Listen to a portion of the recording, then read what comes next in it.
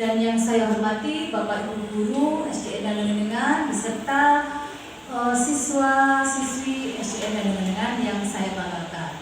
Puji syukur kehadirat Allah Subhanahu wa Ta'ala yang mana hari ini kita semua dilimpahi kesehatan sehingga bisa berkumpul di sini dalam kegiatan saya, yaitu diseminasi tentang program atau mengidentifikasi aset dan pengelolaan sumber daya yang ada di sekolahan SDN dan Lengan.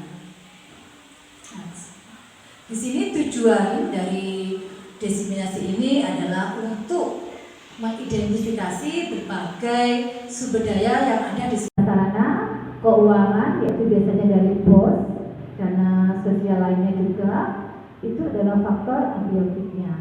Di sini kita akan membahas tentang apa saja aset-aset atau kekuatan sumber daya yang ada di sekolah SDN Kandungan ini, yang mana berkelanjutan, yang mana aset tersebut kalau keterkaitannya dengan sumber daya tentang kemajuan dan pengembangan di SDN Kandungan ini adalah sangat erat sekali kaitannya.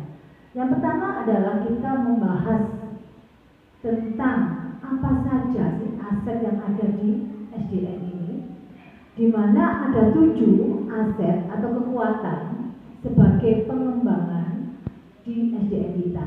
Yang mana satu adalah aset modal manusia, yang kedua aset modal sosial, yang ketiga aset modal fisik, keempat modal lingkungan atau alam, dan kelima adalah modal finansial, keenam adalah modal agama dan budaya, serta ketujuh adalah modal politik.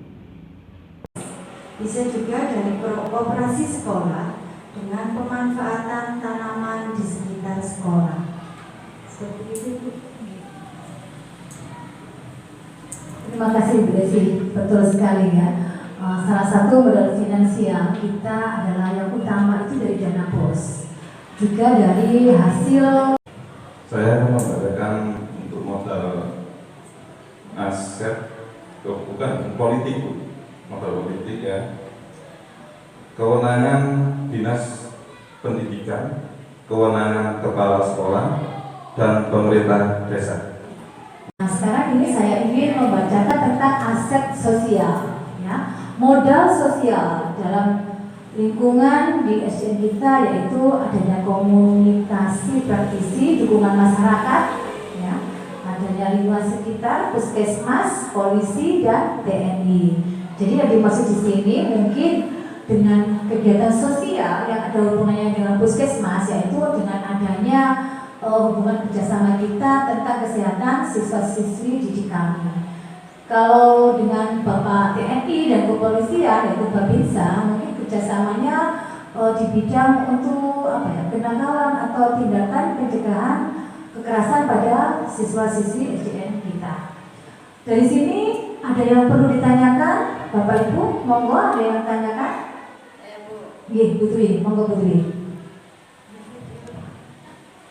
Saya mau tanya, bagaimana kalau ini ada wali murid yang menjadi anggota DPRD yang ingin membantu sekolah, apakah itu termasuk aset sekolah? Nah, itu termasuk aset politik atau aset modal sosial? Terima kasih, bagus sekali pertanyaannya Bu Dwi. Jadi jika ada anggota DPR, ya, memang di sekolah kita ada wali murid yang kebetulan menjadi anggota DPR ya, terpilih. Jadi kita lihat niat dari beliau. Jika niat dari beliau memberikan sumbangan kepada sekolah kita, mengatasnamakan partainya atau mengatasnamakan pekerjaannya, yang mana itu sekolahan atau suatu lembaga tidak diizinkan dalam bekerja sama dalam politik, jadi kita tidak bisa.